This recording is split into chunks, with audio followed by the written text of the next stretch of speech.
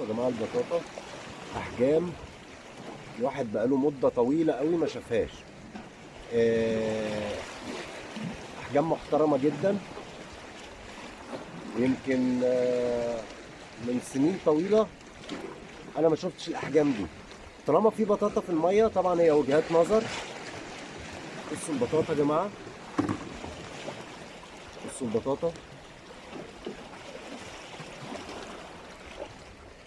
هي وجهات نظر. طالما في بطاطا في الميه انا بالنسبه لي وجهه نظري انسب حاجه السبحه. في ناس بتشتغل بالجوز، في ناس بتشتغل بالمشنقه، في ناس بتشتغل عليها بالربع، في ناس بتشتغل عليها بطرق. انا بفضل السبحه. 4 5 اسلحه فوق، سلاح 8 كفته، والطعم برغوت اساسي. السبحه زي ما قلت قبل كده ان هي بتعتمد اعتماد كلي على اللاتش. مش اعتماد كلي، انا اسف، نسبة 90% لاتش. النهارده البطاطا عشان حجمها كبير داخله واكله. بصوا يا جماعه، بصوا حجم البطاطا. انا بقالي مده طويله ما شفتش البطاطا دي. فهي وجهات نظر. انا افضل لي بالنسبه لي انا السبحه زي ما شفت في الفيديوهات اللي قبل كده. وزي ما قلنا في ناس بتشتغل بطرق مختلفة وكله بياخد، بس السبحة بتبقى أسرع وبتديك احتمالات أكتر في إن أنت توقعها. ومعلومات البطاطا كلها في الفيديوهات بتاعت البطاطا اللي فاتت على طول. أدي حجم البطاطا اللي ما شفناهوش بقالنا سنين طويلة. يلا خليكم معانا وداخلة على البرغوث يا جماعة.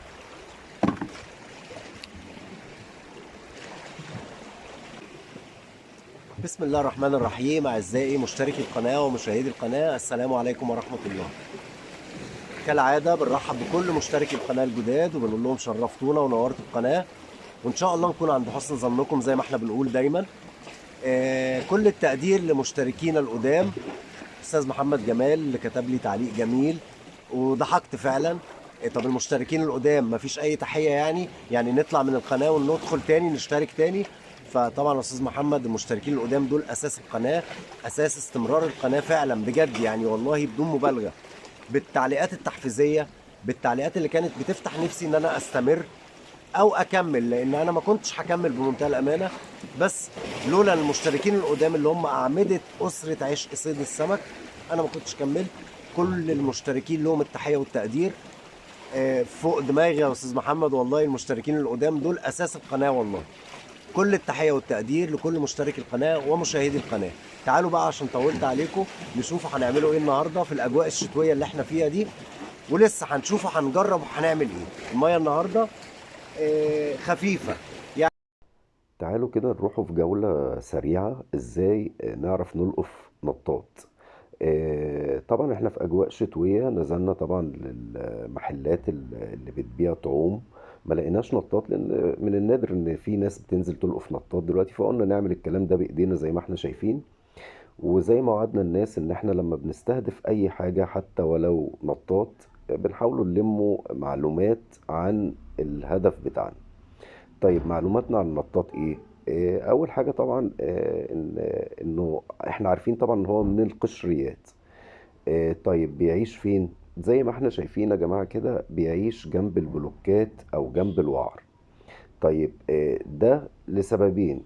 آه، السبب الاولاني ان هو ما يبقاش عرضه للسمك، لانه طبعا هو بالنسبه للسمك كباب، يعني من اقوى الطعوم اللي في البحر للسمك يعني.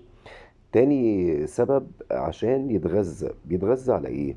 بيتغذى على الفطريات، بيتغذى على بقايا اكل السمك، بيتغذى على الديدان اللي جوه الوعر الرفيعة. وسبحان الله ربنا عطيله اسلحة يدافع بيها عن نفسه. طبعا السلاح الاول ان هو اسمه نطاط، فالسلاح الاول بتاعه ان هو بينط في المية بطريقة عشوائية، من الصعب ان انت تلقفه لو في اضاءة زي ما احنا شايفين. احنا طبعا بصعوبة بنلقفه، احنا طبعا موجهين الاضاءة عشان التصوير، انما هو غلط يتلقف زي ما احنا شايفين كده في الملقاف اهو. وحايد طبعا لان الاضاءة بتأثر عليه، بينط طبعا بطريقة عشوائية ما بتعرفش هو رايح فين. تاني سلاح سبحان الله ربنا عطيله شوكة فوق عينيه، دي بيدافع بيها عن نفسه طبعا من السمك. ودي بتبقى احيانا تركة في الصيد. بمعنى ايه؟ بمعنى ان في الجو الشتاء في المية الساقعة السمكة بتخاف من الشوكة دي لما بتدكك لها النطاطاية. فبنقوله دايما اكسر الشوكة اللي فوق العينين في الشتاء عشان السمكة تخش تاكل النطاطاية. وطبعا السلاح التالت ان هو شفاف، لونه شفاف، يعني لون المية من الصعب جدا ان انت تلاقيه، او من النادر جدا ان انت تلاقيه بالنهار. غالبا بالليل. ما شاء الله، كبشة حلوة اهي دخلت في الملقاف زي ما احنا شايفين. جبنا كبشة حلوة عشان نصطاد بيها، وحجمه حوالي عقلة ونص، عقلتين، واكبر، فيه اكبر من عقلتين، لانه في الشتاء زي ما الاسكندرانية احنا بنقول ان هو بيبقى مخنشر كبير يعني. فالنطاط حتى يعني الإضاءة مأثرة عليه، واللقف بتاعه أو صيده بيبقى بالليل يا جماعة مش بالنهار، لأن زي ما احنا قلنا إن هو ما بيبقاش موجود بالنهار أو ما بتقدرش تشوفه بالنهار. دايما كمان بيحب يعيش جوه القش لنفس السببين اللي احنا قلناهم، عشان ما يبقاش عرضة، وفي نفس الوقت عشان يتغذى زي ما احنا شايفين حجمه اهو. آه، حاجة جميلة سبحان الله يعني. الاسكندرانية طبعا عارفين، الناس القديمة اللي كانت بتصطاد كنا بناخدوه من الحواجز بكميات محترمة. حاجز راس التين، حاجز الدخيلة، مينا اسكندرية، ولغاية وقت قريب كنا بناخدوه من سيدي جابر ومن جليم. طبعا الاسكندرانية عارفين المناطق اللي انا بتكلم عليها دي، كنا بناخدوه من ظهر نوادي المهندسين والمحاميين والاطباء. طبعا هم في جليم كلهم جنب بعض، التجاريين التطبيقيين، في بلوكات في ظهر النوادي دي كنا بنروحوا نوقفوه بالليل. طبعا احنا بس زي ما انا قلت فاتحين الاضاءة عشان التصوير، وخدناه وحايد يعني. آه، يا رب نكون طلعنا بأي معلومة. وخلي دايما معاك ملقاف، لأن ممكن قوي جنب أي حجارة، جنب أي وعر، لو معاك كشاف كده اكشف عليه هتلاقي عينه منورة موف. سبحان الله، بالليل هو بيتلقف بالليل بالشكل ده يعني، احنا كنا بنشوفوه. طبعا الملقاف بيلم سمك صغير معاه، وادي زي ما احنا شايفين النطاط اهو. طبعا بنشوفوه بالليل سبحان الله بعينيه بتبقى منورة موف زي ما احنا شايفين اهو حجمه. طبعا ده قوي جدا في الطعم للسمك، يعني قاروص، دنيس، شراغيش، محرات حر كان بيخش عليه على الأحجام الكبيرة، ميرة، الشجار، أنواع كتيرة جدا جدا يعني. كل أنواع السمك ممكن تخش على النطاط فيما عدا البوري طبعا. طيب نعثر عليه ازاي؟ لو انت في اي مكان، دور على اي مية راكدة، مية واقفة، يكون جنبها حجارة، يكون جنبها بلوكات زي ما احنا شايفين. يعني المية واقفة، وحتى لو في أثر هتلاقيه، احنا جايبينه من تقريبا شبر وشبرين، وفي جبناه من تحت قوي. ودايما الملقاف خلي اليد بتاعته طويلة، عشان بيبقى في معظم الوقت غاطس تحت في الأماكن اللي قرارها عالي. آه، يا رب نكون طلعنا بأي معلومة ولو صغيرة.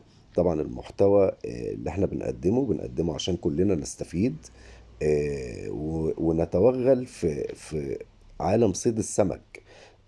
أي حاجة هنقدمها هنقدم معلومات كاملة عنها كافية، عشان نقدر نوقعها. البحر كلامه بحر ما بيخلص.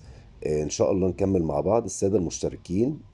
طلب آه، للاستمرار، اللايكات.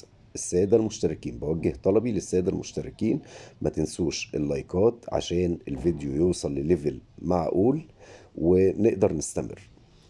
في صندوق الوصف هتلاقي إجابة على كل سؤال ممكن تسأله. يا رب الفيديو يكون عجبكم، ويا رب ألاقي لايكات على قد المجهود اللي بيتبذل يا جماعة. كل التحية والتقدير لكل مشتركي القناة ومشاهدي القناة. يلا بينا بقى كده نشوفوا البحر والسمك مع بعض.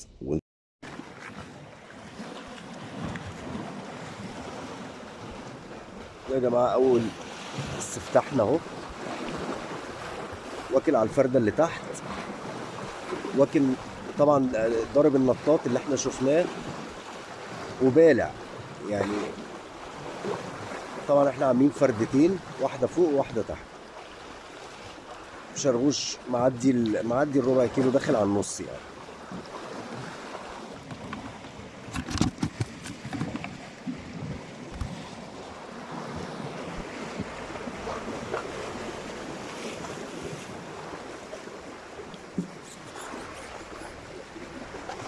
زي ما احنا شايفين اهو.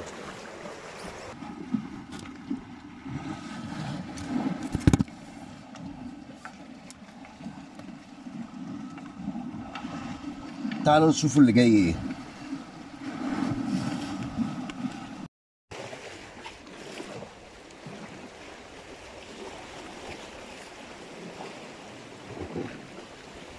طبعا ما شاء الله يا جماعه، بطاطا احجام ممتازه يعني. زي معلومه مهمه جدا للبطاطا يا جماعه. البطاطا ملهاش علاقه بالشتاء يعني، ولا ليها علاقه بشهر 12 ولا ليها علاقه بشهر واحد ولا ليها علاقه بشهر 8 ولا ليها، هي ليها علاقه بالميه السخنه. وقلنا الكلام ده في الفيديوهات قبل كده، ان البطاطا طول ما الميه سخنه، طول ما هي موجوده، مش مهم بقى يعني. احنا درجه حراره الميه النهارده 21، اكتر من حراره الجو سبحان الله باربع درجات. طالما الميه سخنه، تاكد 100% ان في بطاطا في الميه. دي معلومه مهمه جدا، ملهاش علاقه بالشهور يا جماعه.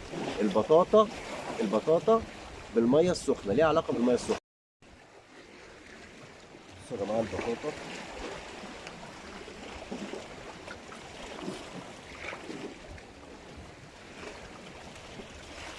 احجام محترمه جدا، زي ما احنا شايفين اهي، احجامها جميله جدا جدا جدا. يلا بينا نشوف هنعمل ايه. بصوا يا جماعه، ما لحقتش اصوره. دي صربايه، دايما بيخش مع البطاطا، غالبا بيخش مع البطاطا، لدرجه ان هو بياكل خضره مع البطاطا. سمكه طبعا نادره وجميله جدا، وحجمها حلو معقول. واكل على البرغوث وعلى السبحه طبعا زي ما قلنا. بصوا يا جماعه، زي ما احنا شايفين كده، ده قراد. بصوا نافخ نفسه ازاي. بصوا ده طبعا سمكة سامة، واتكلمنا عنها قبل كده كتير في فيديوهات، وحذرنا الناس منها عشان الأحجام اللي أصغر من كده بتبقى مدسوسة مع البسارية. خلي بالكم يا جماعة، بنكرر كتير جدا، السمكة دي ما فيهاش هزار. ده قراد وحجمه صغير، اللي أصغر منه زي ما بقول لكم كده بيبقى مدسوس مع البسارية. الناس اللي بتاكل بسارية تخلي بالها كويس جدا، ان السمكة دي احنا حذرنا منها كتير قوي، في كل فيديو بتطلع بنحذر منها. سامة وقاتلة. بصوا منظره عامل ازاي، بصوا لما بيطلع بينفخ نفسه ازاي، سبحان الله.